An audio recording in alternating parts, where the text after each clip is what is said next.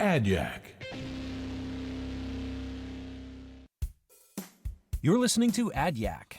Yack is the official podcast of the AAF Greater Lehigh Valley Ad Club. Our mission is to inspire creativity and enhance the professional development of the advertising and marketing communities where we live and work. I'm your host, Bill Childs, and I'll talk with artists, designers, writers, directors, photographers, along with those who work in a creative capacity.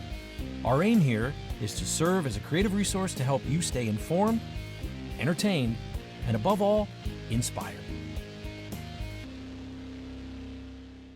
But first, I want to thank ASR Media. We appreciate your support and collaboration. Today's guest on the podcast is someone I have been a fan of for over 20 years.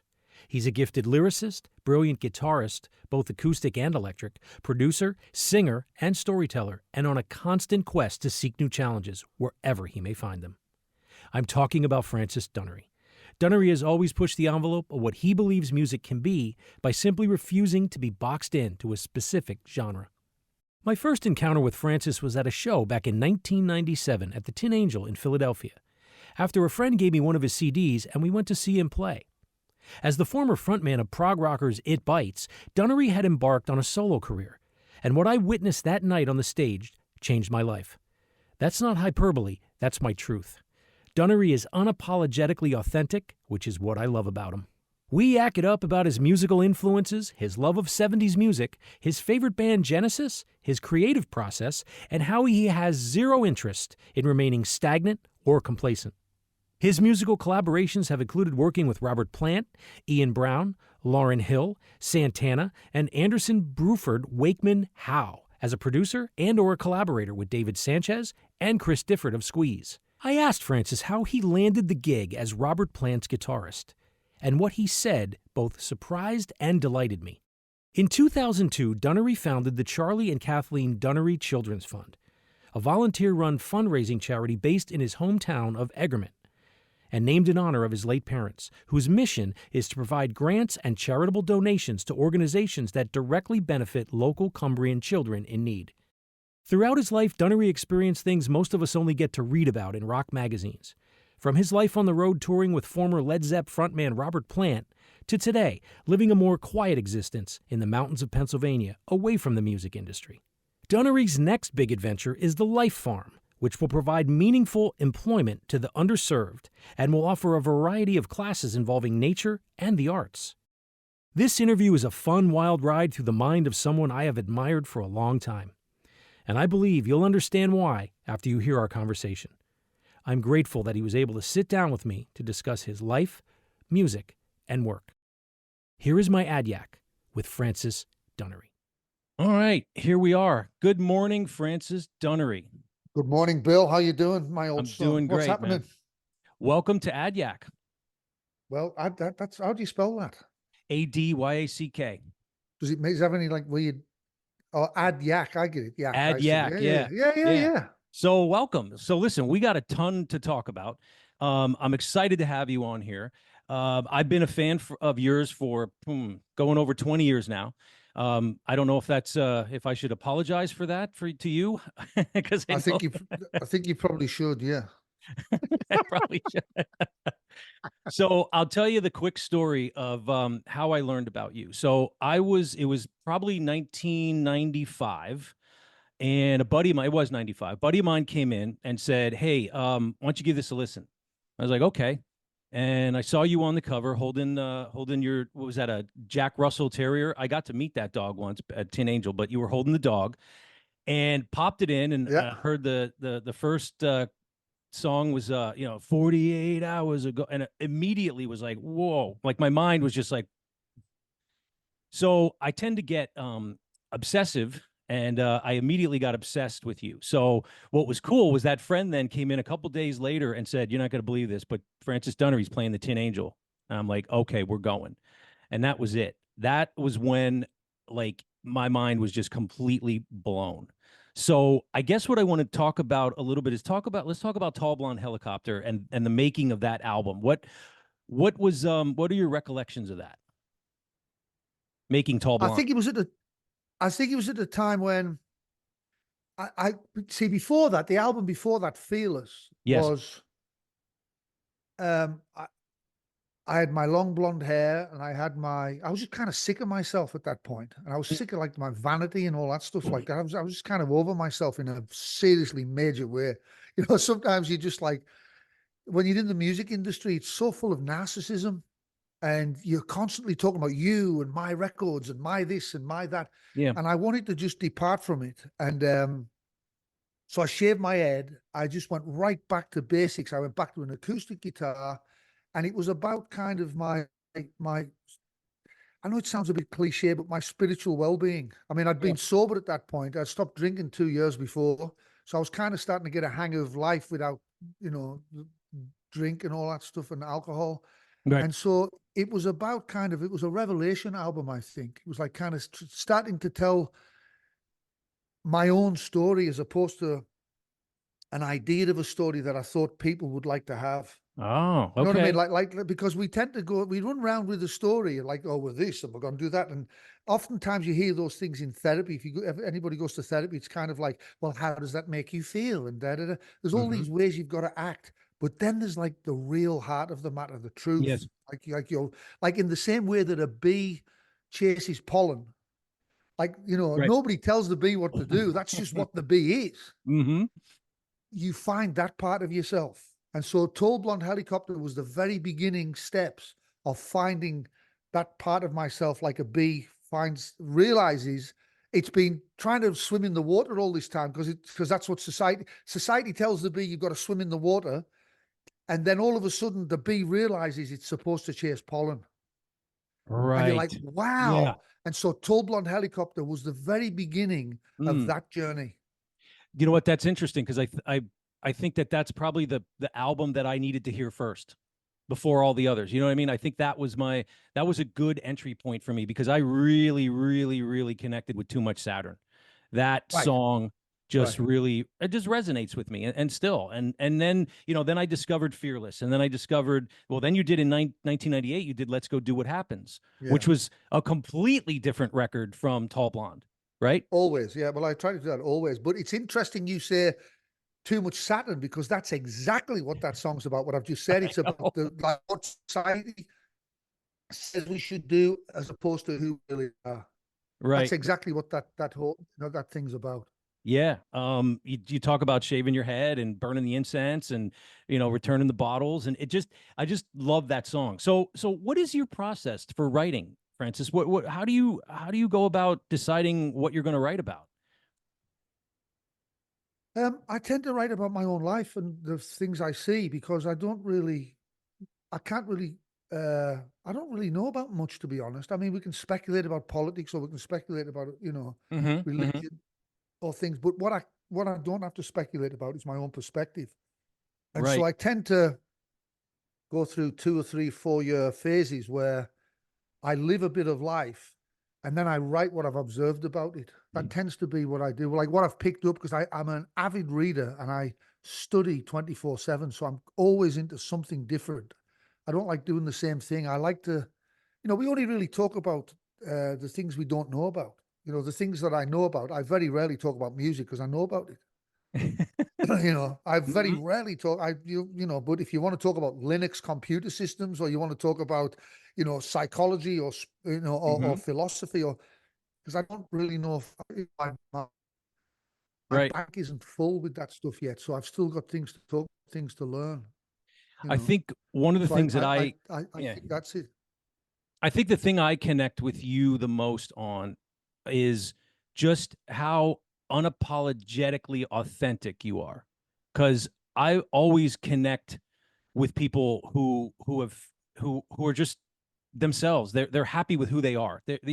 And I think you fit that probably better than anybody. Can you talk a little bit about how you kind of roll in the world with that? Just your unapologetically authenticness.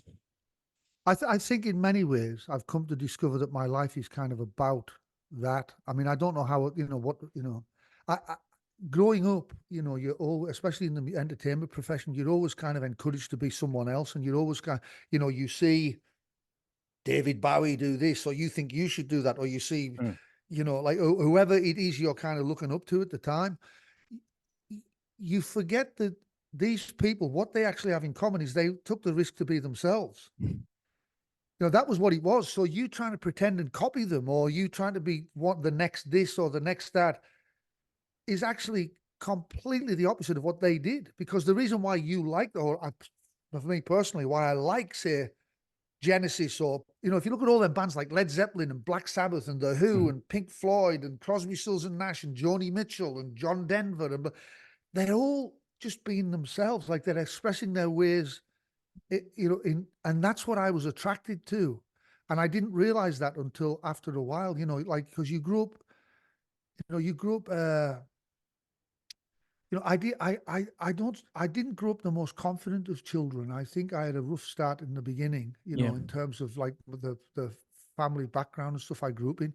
My parents were like Irish Catholics, and like anything else, the culture of at the time, maybe not so much now, but certainly back in the 60s and the 70s, it was a drinking and fighting culture. And that's what I grew up in. Hence, I learned how to do that. You drink 50 pints of beer and you knock people out, and you. That's what the culture was. And culture's a really interesting thing, because one on one, people.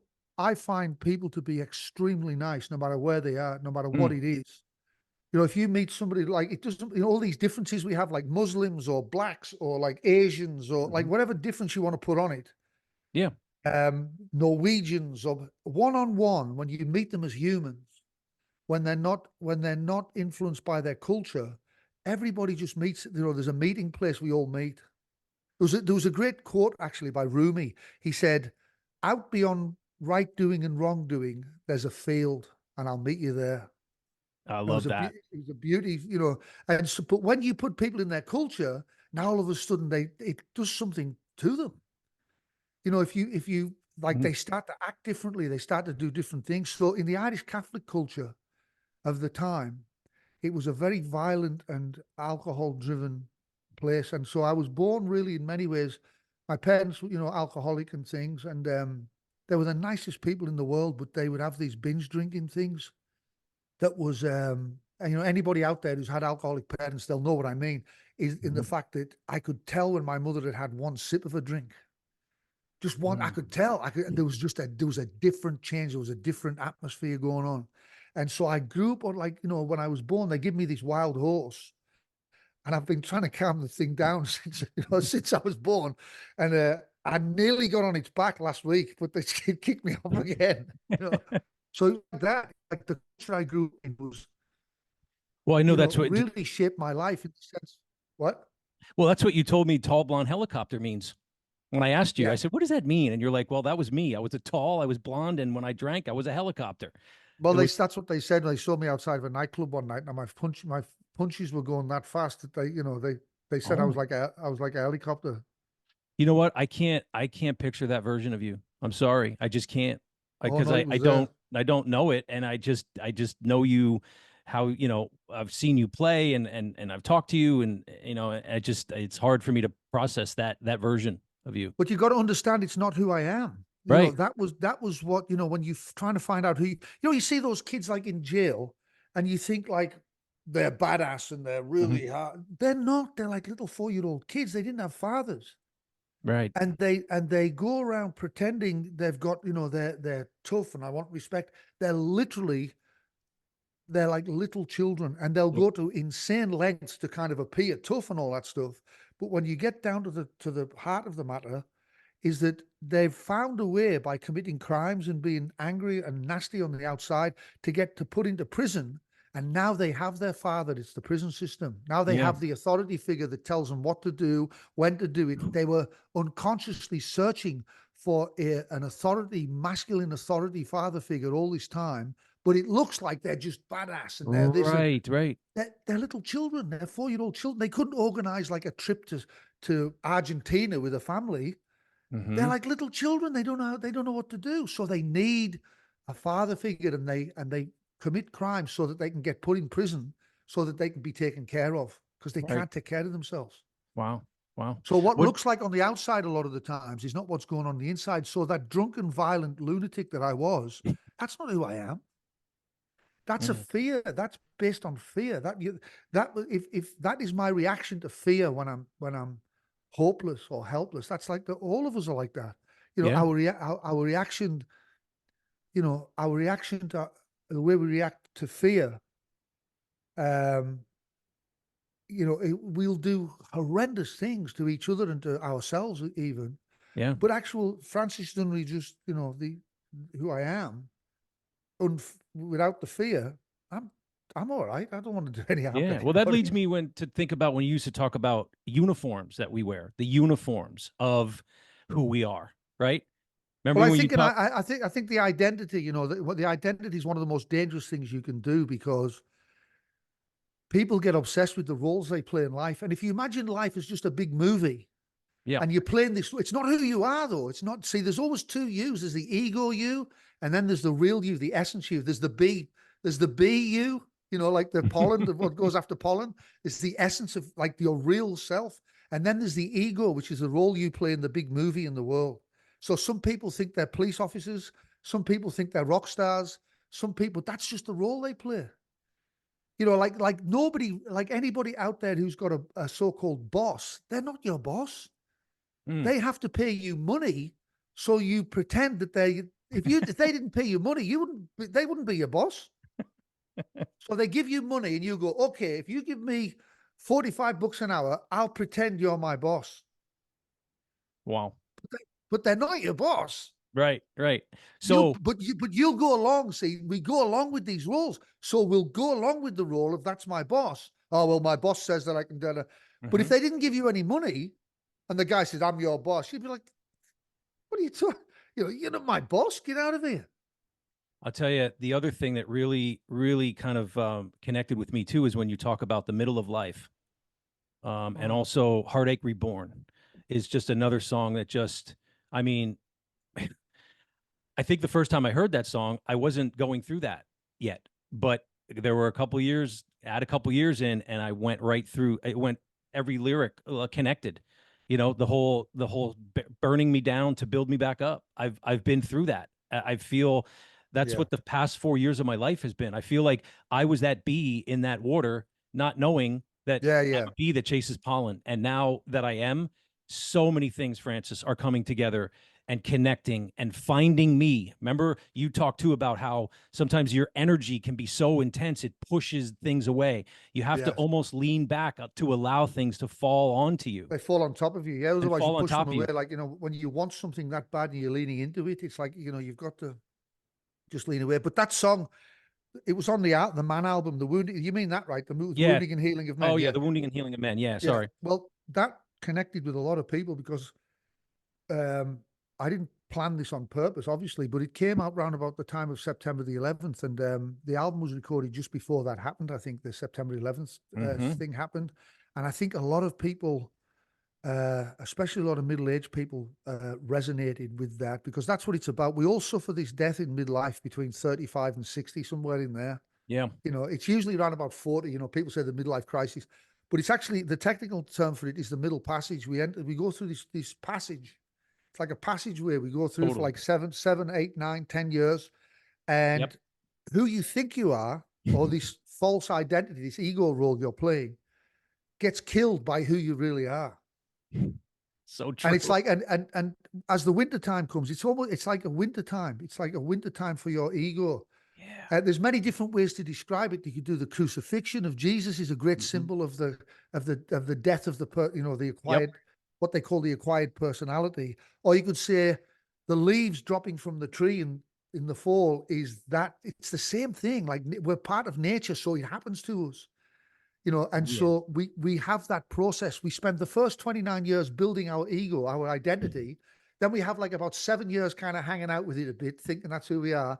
And then Yep. the middle passage comes, and Pluto comes to get you, and it's all over at that point. And then Well, I hopefully, I think I actually heard you say something about how when you got the job to be Robert Plant's guitarist, you actually believe you got it because you weren't desperate for it, I right? didn't need it, and I didn't. I mean, I'd known Robert for a while because I'd known Robert when my old band, It Bites. Yep. We opened for Robert years ago, And I always loved Oh, Robert. I absolutely love him. I really do. He's such a great and you're guy. still friends today? Oh, big time. Yeah, I love him. He's a talk about authentic. I mean, he's that guy. I love Robert. I can't That's so cool. speak highly enough of him. But and then they were looking for a guitar player. I had no interest. I wasn't trying to get the job. There was people could play Jimmy Page a lot better than I could, But Robert was looking for something else, and so I think in his book, I think he credits me. Oh no, was it one of the books? I can't remember. It was written about him. He said that I inspired him, and Chris Hughes, the producer, said that, and it wasn't really my guitar playing; it was my attitude towards the music and life. I was always Oh, he oh, liked I know that. what that feels. Sure. Yeah. He liked that part of me, and but because I had my own record deal, I had my own album coming out. I was completely self-reliant. I didn't need the job financially or spiritually or professionally. I didn't need it. I was on top of the world at that point.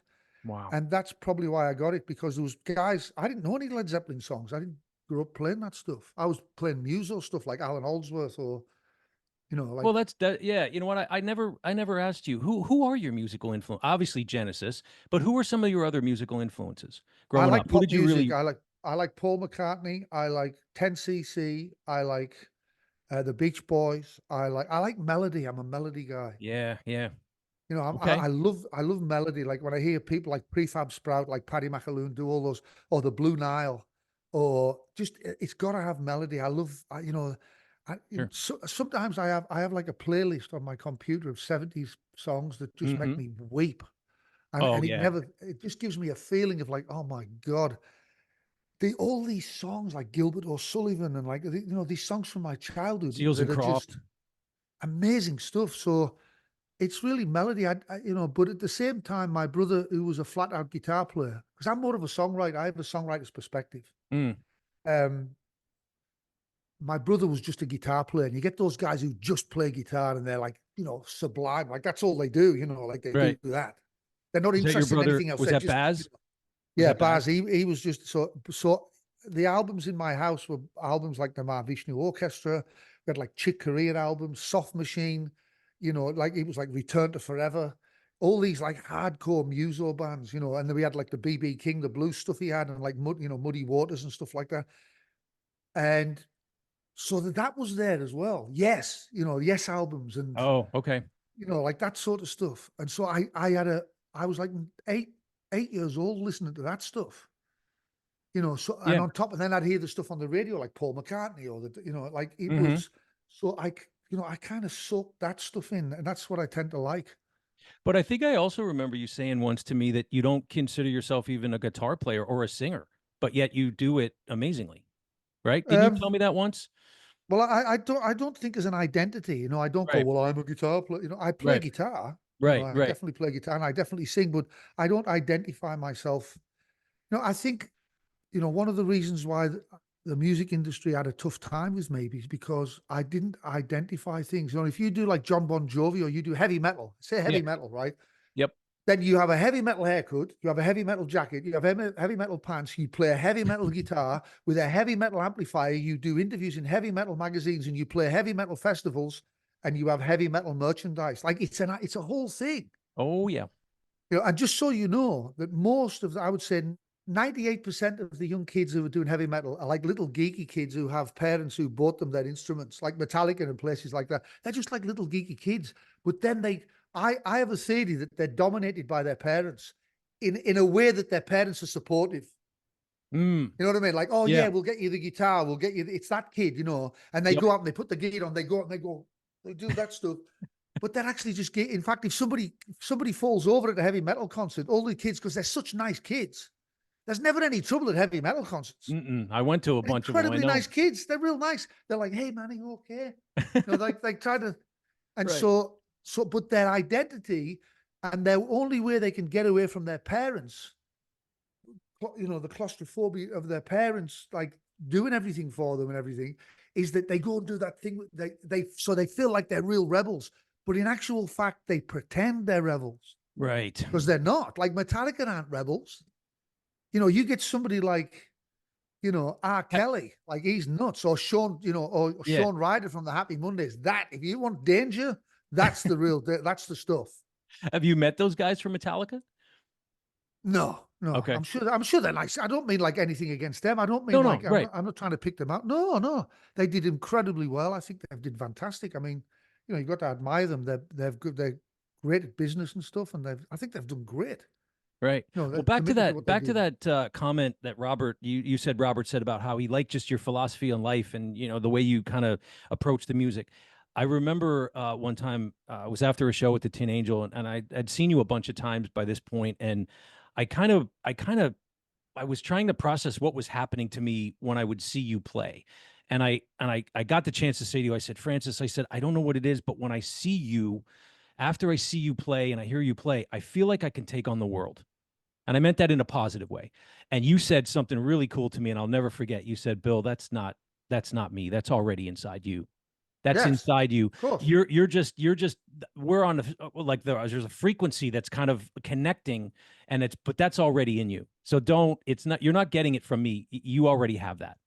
Yeah, you surrounded by who you are. Life doesn't never gives you what you want, dude. It never gives you what you want. It just gives you who you are over and over and over again. Like Tell me, that's it. But it gives you the essence of who you are over and over and over and over. So if you're angry, it just keeps delivering it for you on the outside. So but it's like what Rumi says again, whatever circles comes from the center. If you're angry, you're gonna see angry things in the world because you're angry. That's how 100%, it is. That's how it is. 100%. I lived it. You know. I lived it. Tell me And now about it. I'm on the other side of the angry young man model I was running for 30 years. I can tell you it doesn't go anywhere. But and Kelly and I talk about this all the time about how, things that the way that you look at the world, if you look at the world positive, you will meet positive experiences. It just happens. It's a And frequency. You put yourself on that frequency, and it's right, dependent on how you feel about yourself. If you feel good about yourself, and you'll tend to, you'll surround yourself with who you are. right, right. Like that's what happens. Like whether we like it or not. Like if you're sad, you're going to see sad. If you're feeling great, and that's why it's always important to be satisfied now. Boom. Because it's almost like we have this machine in our belly button. Imagine like a projector, right? There's a Mm-hmm. projector in our belly button. Yep. And given the concept that if me and you go to the movies and we don't like the movie, we can't wipe it off the screen. You can't just take a rag and wipe a movie off the screen Right. with a wet cloth because the movie actually isn't on the screen. It's coming from the projector room. So if you want to have a different movie, you got to go into the projector room and change the film. Right. So in the Wow. same way, imagine you've got a projector in your belly button and the world is your movie. And if you don't like it, you can't wipe it off the screen. You can't get rid of it. You've got to go into the projector room and change the film. And that film's coming from you. Do you understand? I do. Yeah, I'm just kind of imagining how all this is happening to me But it's now. but it's not your thoughts. It's not the ego that does it. It's the essence of you. It's the B part of yourself, the pollen chaser thing. Okay. So that's what's difficult about it because that tends to be unconscious in us. We tend not to know our B. Right. Right. That Well, sounds insane. Do you understand what I mean? I do. I teach now. I teach a design class at a school, and I'm working with 14 and 15-year-olds, and I'm trying to get them to kind of start embracing their authenticity. In the room for the 3 years, for the 3 hours. Sorry, 3 hours you're with me. It's okay to be yourself in here. I want it. I Right. want it. Let it out. Great. Great. I don't know. Do you have any like advice for me, for them, on how to kind of like keep letting that out, to keep kind of doing that and not letting, because the world is going to beat them down. The world is going to hit hard, and it's not about getting hit. It's about, after you get hit, getting up again. Well, So you can't pull a flower out of the ground before it's ready to come out, you see. So that's the thing. If you try to pull the flower out of the ground before it's blossomed, it has its own timeline in nature. okay. And children have a timeline up until they're 29 where they're building that identity. It's a fake identity, but this is how we get to know who we are, because we build the identity up Yeah. in the society, and then it gets ripped out.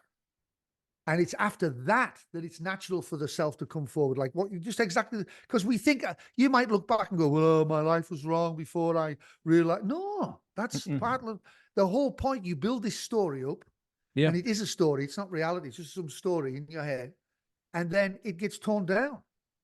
And then you realize through that story, the story's designed so that the inauthentic life you've been living shows you what authentic is. It's like when you don't have like if you say like, well, I got offered this job and it didn't work out. I tried this job, it didn't work. It's because it's not your job. It's trying to show you. Your unconscious is showing you that's the job you want there. So you have to be able to accept that, 29 years of life at least is Okay. to set up a situation where it builds this fake identity, and then it's there for a reason. It's not wrong that it builds a fake identity. It's completely, that's what we do. And then it gets knocked down. This is the crucifixion of Jesus. This is what that story was about. The crown of thorns symbolized the pains of the ego, the fake identity. And then he was crucified on a cross of matter. He took his own cross up the hill, that painful climb up the hill. That's the first 29 years of life, or the first 35 years of life. And then they killed him on the top of it. It always kills us in the end. That identity kills us in the end. It always does after like between 35 and 60. It kills you, and then you come back to life. And that's where I'm at right now. Yeah. I think a lot of the time in Chinese or you've heard of Confucianism. Well, Confucius, the first the first part of life for those people who followed that stuff was to build us, two children and set yourself up in society and blah, blah. But after that, they all turned to Taoism, which is about the bigger picture of life, which is who you really are. And you see this in most cultures where there's a letting go of the fake personality. We let go of it. We have to let go. In fact, we don't really have a choice because it gets ripped out of us. You end up in horrible situations like over and over and over again. Your own unconscious will bring your downfall, your demise to you. You don't have to go looking too far. Well, and your song, Give Up and Let It Go.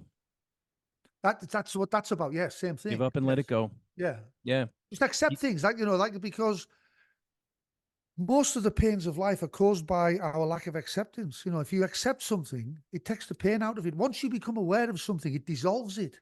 So if you're like unconsciously, bringing towards you, like say, like you meet people who are not good for you over and over again, and you start to be aware of why am I doing that? The second you go, why am I doing that? And you shine the light on it, it automatically starts to dissolve.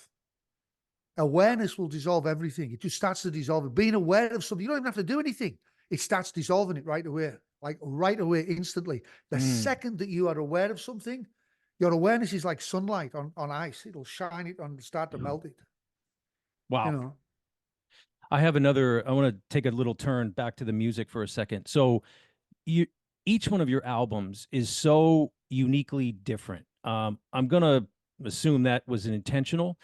And obviously I think probably attracts, the fans who love your music. They know that's who you are. And because even the new one, the Tombstone Dunnery, is amazing. I listened to it. It's awesome, man. I love it. It's fantastic. Like I can't, I'm hoping there's a point where I will get to see you do some of that live, but talk to me about how you decided to kind of go into, I mean, I know that the blues was already in there and you just decided I'm going to make an album about the blues. And it's Francis, I love it. It's fantastic.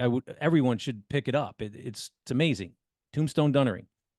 Well, the blues is a deep thing. I mean, and the reason why my albums are different is because I'm trying to learn something else on each one. I have to have a learning process. If I don't learn anything, it doesn't really inspire me at all. But I like to learn. I would say you're a seeker. You're a seeker. Constantly looking for knowledge. I think that Steve Vai said I love what Steve Vai said. He said he never plays anything he's not good at. And say, I'm the complete opposite. I was just going to say, that's not you. Stevie does his thing. He's unbelievable. Like you watch Steve do his thing. He's absolute. But he said he won't ever jump into something he's not good. He plays what he's good at. He does what he's good at. And there's something to be said about that, especially if you want to be successful in the world, in society. It's like AC/DC. They just do the same thing over and over again. And that's it. That's their AC/DC. But I'm way too inquisitive to do that.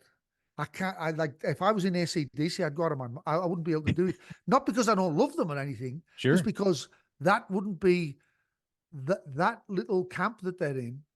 Yeah. I'm interested in what the country is. I want to see what's there, and Yeah. so the blues. The learning curve on the blues was a really interesting thing because when you certain times you do things, you can see it in sport a lot. You see a tennis player in sport and they're just in what we could, let's call it in the flow of life, right? Yeah. They're just in the flow, which Yep. actually means they're not thinking anymore.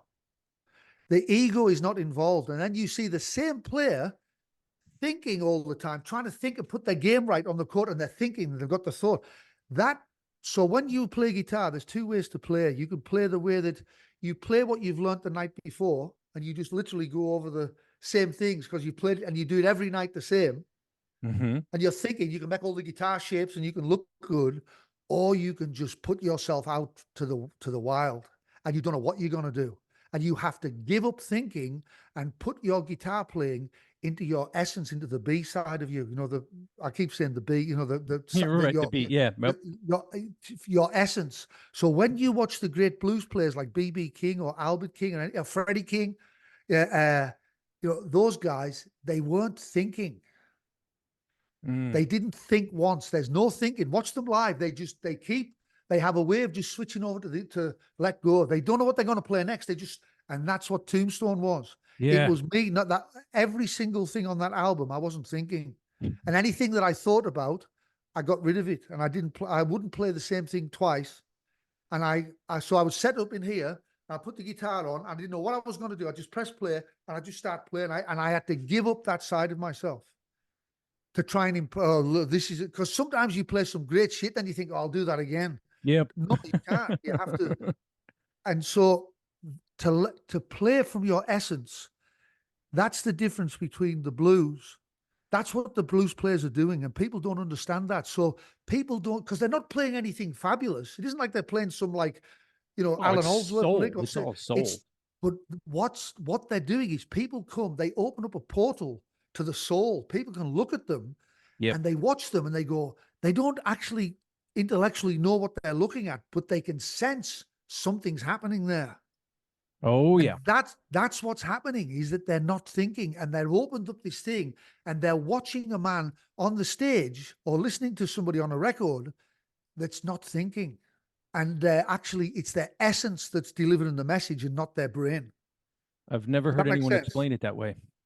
That's what it is. So that's why when you watch somebody who's playing from that part of themselves, it's very, very different than when you start to think and do it again. I've done solos. There was a few solos before I did the blues album that I did exactly that. They were just one-offs. I just didn't know what I was going to play. And I realize now why I like them. I didn't know until I did the blues album Mm. that that's what it is. And I go back and I hear solos I've done in the past. Some of the early solos I did, like Jackal in Your Mind. Even with It Bites, I had a song, Never Go to Heaven. There was a solo on there. I was just doing it for the first time. Mm. And that was it. It was like, that's it. Yeah. In fact, that's what Well, the producer said to me. He just went, that's it. wow. See, That's it. one of the things that I, you know, because I worked for a lot of years in a creative capacity and studying, kind of learning about my creativity, is, and this is what people totally get wrong about it, and I want to get see what you think of it. Creativity loves constraints. It loves it. It's like when the more constraints you can kind of put on yourself, that's when your creativity will show up and get ready to go to work. It's not about having all the best equipment. It's not about having the best guitar. It's really it's what you bring to it. And if there's constraints, you have to. It forces you to figure it out. So what do you think about that? I'll have to think about that because I don't Okay. want to give you just a fly answer because it's Okay. actually it's actually a deep thing what you've just said. So I don't know.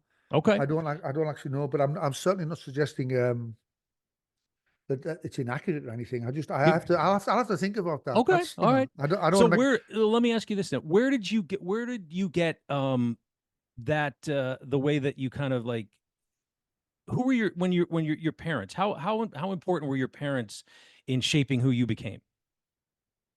Well, I grew up in a house where there's two sides of my house. One of them was the most beautiful, amazing loving family you could possibly meet, who were just brilliant. They'd give you the shirt off their back. They were the kindest people. People used to visit our house all the time. Our house was like a cafe. My brother's friends were there. The neighbors would come. Our house was like the center point for 1,000 people, Wow. because my mum and dad were that cool. She'd make people breakfast and, like, cooking dinner for it was just that house. It was like this hive of activity. Musicians would show up. Then to be like, my dad's friend. It was just this great thing. And then they'd start drinking Oh boy. alcohol for like 2 weeks nonstop. 3 weeks, nearly kill them, like literally nearly kill themselves. They would go into these things. They'd be off the alcohol for about 2 months. And then you knew it was coming. You just had to wait for the day to come. So bang. And then it would come. And then everything stopped. All the paradise stopped. Like the garden wasn't done. There was no great pies being cooked in the house. There was just these two zombies upstairs, wasted. They didn't bother anybody. They weren't they didn't like. Right. It wasn't like they were like abusive or anything like that. They were just wasted. And then we'd have to wait 2 or 3 weeks until my mum would they'd literally kill themselves. And then she'd just get up one day and go, "Hey, do you want a cup of tea?" And then it would just start. Then I was like, "Oh, thank God." And then it would start off, and then the fun would and start so again. they shaped my life like that. So I can't really trust anything good. That's how that's affected me psychologically. Like, no, uh, um, I can't. I I find it. I always think the others. I'm always waiting for the other shoe to drop. Because of that. It's Okay. a thing pattern in me as well. So, because I had pretty amazing. I've had a pretty amazing life, to be honest. Yeah. But I always know that it's going to come to an end. Like whatever it is that I do, I always, there's always that. All right, and I've learned to accept it. It isn't like I'm like, it isn't like it's not wrong or anything. It's just, but that's a part of my life. It's almost the seasons. It's like where we are now in the fall. No, that cold's going to come in January. Like, it might be a nice day outside right now, but we know it's coming. Oh yeah. It feels like that with anything that happens in my life. Feels like that. So let me ask you: Are you happy with your life? I'm completely, utterly satisfied beyond belief. That's awesome. There's things that I want to do. There's all sorts of things I want to do. But if I died today, I can honestly say that I can't really, given from where I come from, that young frightened kid in a fucking, in a bedroom, in the Yeah. north of England with, just some. I think the journey I took was just absolutely remarkable, and I was so brave. I was such a brave kid. When I look back, I got on the freeway at 17 years old, and I hitchhiked down to London with £10 in my pocket by myself, and I slept in Euston Station, the train station. She's like 400 miles. It's like somebody going to New York and sleeping in Penn Station. And I went round to when I'd heard about these clubs, like the Camden Palace and Dingwall's Club, and I went. I was so brave. I just slept in the station. And then I got a squat, and then it was amazing, like how my journey, my bravery, like just, Yeah. I didn't think I was brave. I was just doing it, because I didn't know I shouldn't, Right. So it wasn't like I was going, I'm brave. It wasn't brave like that. Just now, when I look back from now, I go, dude, you brave little bastard. That was unbelievable, you know. One of the things I love that you say too, and I really do try to live this as kind of a mantra in my life, which is the only thing you get to keep is what you give away. I think so. Yeah. I mean, because, like, you know, I've had the good fortune to own Mercedes cars and $85,000 Ram trucks, six-wheeler trucks when I had the farm, and brand new tractors. All these things, these material things that you go out and it's. I don't mean like it's wrong or bad or anything like that, but it definitely doesn't make you happy. It's not. It doesn't make you sad either. But it just, like, if you think you're going to complete yourself with stuff. I've got a new car, I've got a new computer, I've got a new guitar, it feels all right for a day, 2, 3, 4, 5 days or something, and then you end up empty again. So the only thing that I've found, that when I get sad, or if I get ever, sometimes if my energy gets low, or I get, I find myself, 'cause we all trying to drift into those lower frequencies from time. The way to get back out is to go and help other people and give. You have to give. Like if you don't give, you won't like it. Like if you give somebody a guitar, it's way better than receiving it. You Mm. don't think it. You don't think it is, but it is. And it's like so to Mhm. give. It was actually my namesake, St. Francis. He said it's in giving that we're given. Very interesting. So that process of giving, if you feel whatever it is you feel like you need, if you get needy, you need to give, and you need to give the very thing that you think you want or that you need. So if you need encouragement, call somebody up and give them encouragement on what they're going to do, and you'll feel like $1 million. Oh, 100%. I'm having a project, my students right now, getting them to write a letter of gratitude to someone who needs to hear from them about how That's a great idea. That's a great idea. that they're doing that right Yeah. now. Yeah. Yeah, that's brilliant. No, that's brilliant. See, that's clever. That's real smart, and that's sharp. Because when you do that, you enter them frequencies. You see, that's the magic frequencies you can Right. do. You can't really do it to enter the frequencies, or you just have to do it. You have to find the essence, the be part of yourself that will do that. Because in a more esoteric perspective, we're brothers and sisters of the trees and the plants and not just humans, the animals, and we're all just in this thing together, this big soup of consciousness. And so whenever you assist it, Yeah. it doesn't matter if you go and help the plants and water the plants, it's like you're giving again, you're giving, you're helping. And so it's who you are. You Mm. are all them things. You are the trees. You are at Oh, yeah. a certain level. Yeah.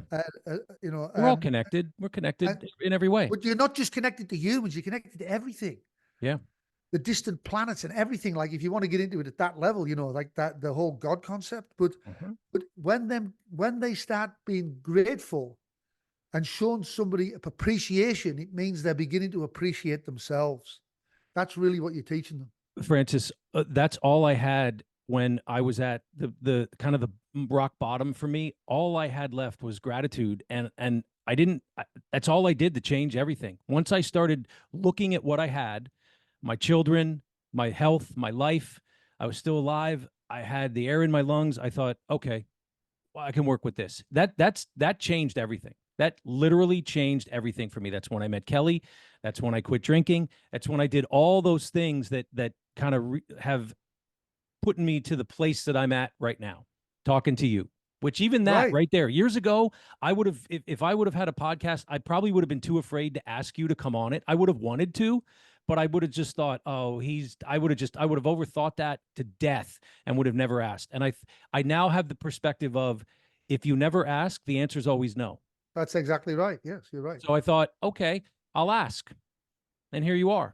I think the thing is just to be to what I've found is that you need to stay on top of your frequency. Like don't, because if you just like sometimes if you start to drift down or you start, your ego is always going to be there to try and Yep.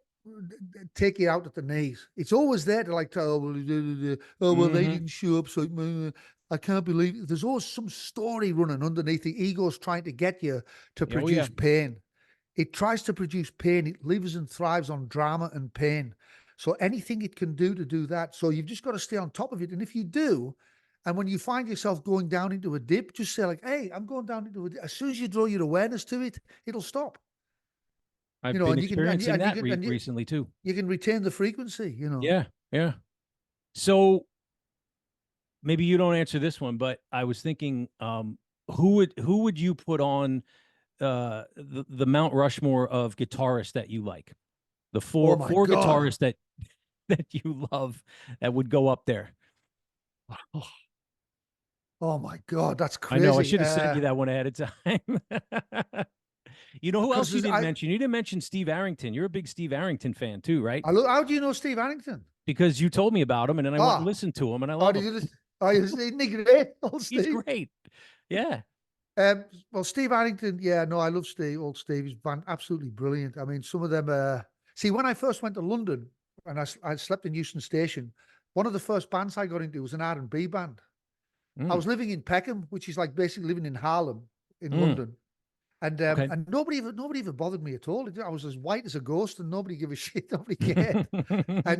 And so, but I was in this R&B band, and I learned about all this great R&B music, you know, like weird albums I'd never heard by, like Chaka Khan, and like all these just Uh-huh. loads of different artists and albums, and um you know, early Cameo, not Cameo, Word Up Cameo, like early Cameo, Oh, and okay. Right. the band, like the band Slave, and like just tons of them, tons of them. Mm. And Steve Harrington was the one that I always loved because of his bass lines. I used to love his bass lines, Mm-hmm. and he, you know, his songs. And but the R&B thing was, I think, crucial to um, most of my musical life, because I always tend to base things or record things in an R&B type of way. It doesn't sound like it, but it's actually, everything's got its own pocket, well, as opposed to, like, you know, rock goes like jang jang jang jang jang jang jang jang jang jang jang. R&B will go dum jet jet bum. There's always space. There's like much more space, as Right. opposed to somebody going jang jang jang jang jang jang jang. And so I got into that. So a lot of my music, I'm always looking for that, where that space is. Like where's the space? Like, where do I not play? Like, where's the gap at, so something else can speak? You know, and you put together these collages of space. You know, that's what they Yeah. really are. They're like these different blocks of space. You know, so that was the Steve Harrington thing. Yeah. Okay. Can you talk a little bit about your foundation? Well, I have a charity in England called the Charlie and Kathleen Dunnery Children's Fund, which I set up after my mum died, my parents died. I did it in their name because they were such giving people. They were the most incredibly generous people to this day Mhm. that I know. They literally would give a stranger like the shirt off their back. They were just like that. And I suppose Catholicism, which we grew up in, they teach us that. You know, there's some pretty shady sides of Catholicism, but there's actually the whole concept of giving. That's what they taught us in Catholic school. You have to give. You Yeah. have to share. They told us it over and over again. You don't just take for yourself. You share. You look around and give to the people that haven't got. Like, that's a huge Catholic thing. It's massive in Catholicism, and they taught us that. And so my mum and dad were like that, not in a religious sense, like they went to church or anything, but they did have that giving thing. And so Yep. I thought it'd be such a shame for that side of them to stop. So I set up a charity in their name so that they could keep giving. And they do to this day. They keep giving. We're not having a concert this year because I'm a bit burnt out at the moment. I've done too Mm-hmm. much over the last few years, so I'm taking a little break. Yep. And then, and we've raised hundreds of thousands of dollars for children's cancer wards and Mm. blind foundation, and for the deaf, and for That's any awesome. children's health and education, like all stretched for years, for like the last 25, 30 years. We got together with all my pals, and we got together. We have a concert every year. I've had Steve Hackett there. I've had Squeeze there. I've had Robert Plant there. I've had, you know, we've done Yeah. Yeah. amazing work. Wow. And the one in America I set up, which is where I would like to finish my life, is called the Life Farm Foundation. Okay. And the Life Farm, it's going to be like a multifaceted thing. One of them is we're going to grow hydroponic plants, but we're going to give jobs to special needs kids to do it. Mm. So we'll just, you know, and another one is we're going to get children off their cell phones, introduce them back into nature. We want to introduce everyone to nature. We'll have a corporate side where they can come out and work the farm. You know, it'll be a working farm, but nothing dies there. We don't want to kill anything. You know what I mean? Like, we won't be Yep. butchering cows or anything like that. Right. Right. Right. Well, funny you just mentioned about the phones. I'm in my third year of teaching, and this year I have the kids take their phones and I put them in a box when they're in Yeah, my yeah, room. yeah. And I say to them why. I tell them why. I said, you know why I'm doing this? Because you guys have never experienced boredom. And boredom is where magic happens. So I had something the other day, Francis. One of my students came up to me and said, Mr. Childs, can you come read something at my computer? And I was like, yeah, sure. I sat down. It was this long thing. I broke down and I teared up. It was amazing. I said, my God, what made you write this? She goes, I was bored. Yeah. So there it is. So at See, boredom is like, you know what? Talk about that a little bit. well, what happens is, the reason why it works that way is because the mind is a two-way machine. It's like a soft machine. It's like this machine, but it's two ways. And the god Mercurius, which describes the mind, or Hermes Mm-hmm. in the Greek philosophy, he he was the only God that could go both ways. He could. So we look outside in the world, and we can read something and deliver it back into our minds, or we can think of something and project it out into the world. Oh, that's interesting. You see what I mean? So it's two Yeah. ways. But when you have the phones, the children are not using their minds to project out anymore. They're only getting information in. And so it's only going one way, and it's killing them. Because we need to dream, and we need to be imaginative, and we need to have, we need, I mean, you call it boredom, which, it might be, but that you need to experience yourself at that level, because instead of experience just YouTube, that's not going to do it. Sure, that's part of it. But that's only 50% of the equation. The kids have lost 50% of their development by not being with themselves. And that's what we want to do at the Life Farm. We want to get them out of that and let them explain that. Oh, I love that. I'm one of the last generations that played that grew up without any of this. No social Yeah. media, no cell phones. Yeah. All I had was outside. Yeah. So that process of back and forth between the inner self and looking at information on the and deciphering, because we're designed to create, and then we project out, and then we look at what we've created, and then we soak it back in. We're actually learning from ourselves all the time. And it's like, if I write a song, it's inside of me, and I go, and I get it out. I go, wow, and I write the song, and I've got the chords, and now it's out in the world. Right. And then right. I listen to it, and it goes back in. So that process, you actually learn from yourself, and it's not just in songs, in everything you do. If you drive to the shop, you think first, I'm going to drive to the shop. Yep. And then it projects out, and you drive to the shop, and then you go, oh, I've driven to the shop. What does it mean to me? So we paint the world a color, and then we have to live in the color we painted. Wow. So what's next for you? What's the next 3 years, 5 years? Have you thought about it, or what? Are you just you're in the flow, and whatever's going to happen is going to happen? Well, I don't want to tour for a while, because I Okay. burnt myself out. I mean, you got to imagine, like the last 20, Yeah. especially the last 25 years. I mean, there wasn't a year went by where I wasn't on the road at least 200 days a year. Oh my God. And Wow. and you miss your children, you miss growing up with your children, you miss everything. So I made a decision about 4 months ago. No, about what I did was, I thought I would like to get something that I could just go and do that's got nothing to do with music, just to get away from it. Mm-hmm. And I've walked out on my life before. It's like walking out of a movie. You just, like, because you do this music thing, and then you just go, right. I bought a farm in Vermont, and I just went and did the farm thing. I remember that. Yeah. You remember that? And I just went, and then, like, after 2 or 3 years, I went back. And everybody thinks I'm nuts, but it's just something I need to do, because I can't sustain that music industry thing that it does. It's just not me. Right. So I right. like, when It Bites, when we were first at the top of the charts in England, me and the drummer were working construction with my brother. Not because we were like, we just didn't have egos like that. Like, we're rock people. We just don't give a shit. We just don't care. Yeah. So in the same way that I would just go on the farm, and people say, what are you doing? Why aren't you doing it? Because I'm interested in the farm. Or why are you taking astrology courses in England? Because that's what I'm interested in. So it's always been difficult for the music industry to market me, because I don't do that. But it's very difficult for me to be in the music industry, because you have to be one thing. If you want to be successful in that way, you have to do that. And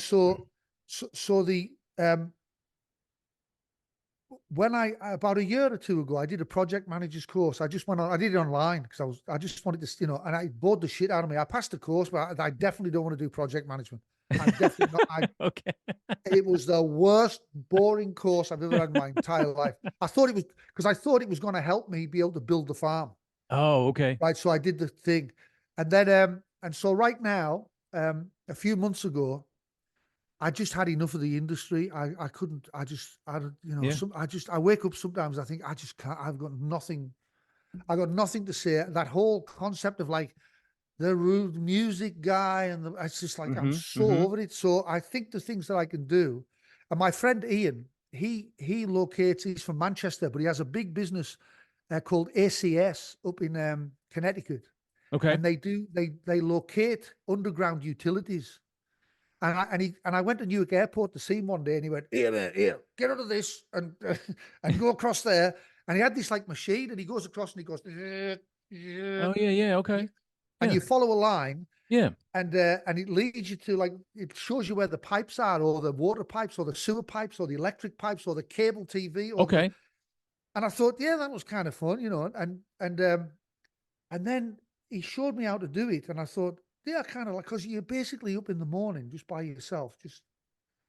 And so my friend said, he said, if you want to come work with me, because we just, we're like hanging out. Do you want to come work with me for a bit? He said, but I can't train. You got to go get trained somewhere. So I looked at the courses, because I take online courses all the time. I don't know whether you Right. know that. I do it all the time. Like Okay. Linux computer program. I just do it. My brain's just like a insane. Just And needs to be fed. but the it was 4.5 grand and 4 modules in Chicago. So I'd have to pay to get to Chicago Mm. hotel. It was a long weekend. I didn't have 4.5 grand to do that. And the whole thing was like 20 grand, 20, Yeah. 24 grand, I think it was. And so my friend Ian's wife, Kathleen, said, why don't you go to USIC and get them to train you? Mm. I said, what's USIC? And so that is a locating company in Connecticut that are all over Connecticut. And so I've been doing that course for the last 12 weeks. That's what I've been doing. I Okay. love it. I absolutely love it. I just get up and, it's pretty intense because there's a lot of information that you're trying to take in. I But think the well, I think what I loved about recently seeing some of your house concert things, the things that are more intimate, is they're more like they're like part therapy session, part astrology lesson, storytelling, uh, comedy. Oh, and then here's a song. Like, right. do you know No, what I yeah, mean? yeah, Like, yeah. I Yeah, love that. yeah. That resonates with me. I just Right, your right. stories are so you're funny. I hope you will continue to do those because I'm going to be missing those in a Well, big not way. right now. I can't. I'm just too burnt out. Unless somebody Yeah. offers me a load of money and they go like, "Hey, we'll pay you child support for 3 months," and I'll be like, "All right, there you go. I'll do that. I'll sing whatever you want." But this training I'm doing now is Yep. fantastic. I love it. And so Okay. I actually failed the prints test. You have to do this thing where you're looking at prints. You pull prints from like 1906 and all this stuff to see where the pipes are. And I failed one of them. So I've got to do another 2 weeks now to before I can get certified to do it.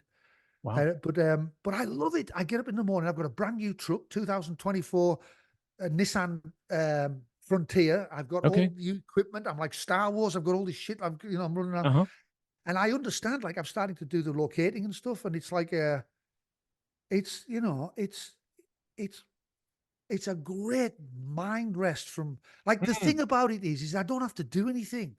I don't have to be attractive or funny or Right, right. You don't have anything. to be on. I get up at 5 in the morning. I just chill out. I have a shower. I put my stuff on. I go out. Yep. And I go down to McDonald's and I get a coffee. And I look and the computer comes up. It says, "Go to 853 Willow Avenue." And I go to 853. It'll say, "What do you want me to do?" They need to know where the gas, the power, and the water is on the blah da da da da. And I know how to do it now because I can. It's pretty involved. And every job's different because you might go to the next one. It says, "Emergency, there's a gas leak on the highway at Yeah, yeah. Simsbury," and I just show up. Nobody knows who I am. Nobody knows I've got anything to do with anything. And I just show up and I go, "Hey guys, how you doing?" I do that construction thing I used to do with my brother. Yeah. And I mean, I don't know how long I'll do it for. I don't know how long, but right now, it's the most amazing mind break I've ever had from music and from the music industry. So I just love doing that. And because I don't have an identity as a rock guy or a Yep. musician, I don't. It isn't like, I don't like. It isn't like I'm doing something like beneath music. Like that's all just like ego nonsense. It's Right, like right, right. Yeah, yeah. I love it's that. just like I'm doing that, and so when I want to go do music, I'll do that again. Yeah. Okay. All right. I'm Well, also listen. putting up an astrological course on Udemy. That's going to be one of the things I'm doing Oh, as well. yeah, those things are incredible. And Yeah. I remember I'm sorry, I have to apologize for this. A couple times I don't know what got into me. I just basically walked back into your dressing room at the Tin Angel. I don't even know if I knocked. That's just me being my Aries. That's Aries. Yeah, Bill the Aries. Sorry. I mean, there's No. good points and there's bad points, and that's a bad point. I remember the time I went down to Manayunk, the yoga studio. You were going to do a reading for me, and I was afraid that you weren't going to know that I was outside. So I went into and sat all the way in the back, and you were like, "Excuse me, can you wait outside?" Do you remember? I can't remember. But it's just me. I tend to like, oh, there's a door. Let's go see what's on the other side. Right. It could Right. be a lion, and then I got to fight a lion. But so I remember you kind of sharing some thoughts with me about that. You said, Bill, listen, I know people probably think you're selfish, or you're not. You're just an Aries. They just have to understand that's your Aries. Yeah, well, Aries get accused of a lot of things, but in many ways, you doing that is like the bee going after pollen. You are the seed's impulse to grow. That's who you are. I'm what? The seed, like imagine on the crop cycle, right? When you plant Oh, a seed, okay. Oh, okay. Right, right. on the first of the day of spring, the seed goes, dude, I'm going up. And that's it. I'm going up. I'm And going up. nothing's gonna fucking stop me going up. I'm on the way up. That's it. You are the seed's impulse to grow. But do I at least understand that it's springtime? Do I at least get that? Or do I pop up? It's always springtime for Aries. Aries wants to go through a wall. It wants to go up. It wants to go next. It's not concerned with it's narcissistic in an innocent way, like a child. It's like childhood innocence. It's like it just wants. I want that. I want it right now. I want that thing right now. I don't want to wait. Give me it right now. It's like Aries is like that. Yeah, I need to go see Francis. I don't care. He's eating his dinner before he goes on stage. Matter. I need to go. I need to speak to Francis right now. It's like that. So, but that's not wrong. That's like telling the seed it's wrong for wanting to go up. I like how this came just full circle. This is good. Francis, thank you so much for doing this. You know how much you mean to me. Your music has meant to me. You're just amazing. You're just this amazing person. I've picked up a lot of things you've laid down, and it's just been a privilege being one of your fans. Well, thank you. All I can say. We've known each other a long time now, brother. Yeah, I remember how happy you were. I don't think fans is what it is now. I think we're friends now, brother. It's been way too long now, dude. I remember how happy you were when I told you that I quit drinking. You were so happy. You love that, and I know because I knew what was in store for you. That's why. And you hadn't seen me in a while, and I dropped a bunch of weight, and you just were like you. That was so cool to see how happy you were for me, for something that I did, because like you said, you knew what was on the other side, and it has been nothing short of incredible. And it's going to continue. You gave me some good stuff here. This is like, it's almost like a therapy session for me, but also I think a lot of people are going to get some good stuff out of this. So francisdunnery.com, that's the website, right? Yep. How about one last thing? Quick advice for young artists or young musicians just getting going. What do you got for them?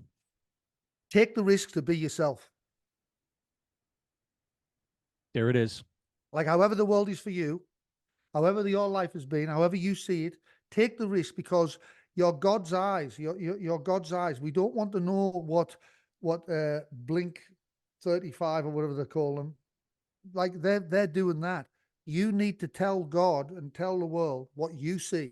We want to know what you see and how you see it. That's your role as an artist, to put what you see and tell your story so that it goes into the big pot, the big soup. And then, there's no point pretending you're somebody else.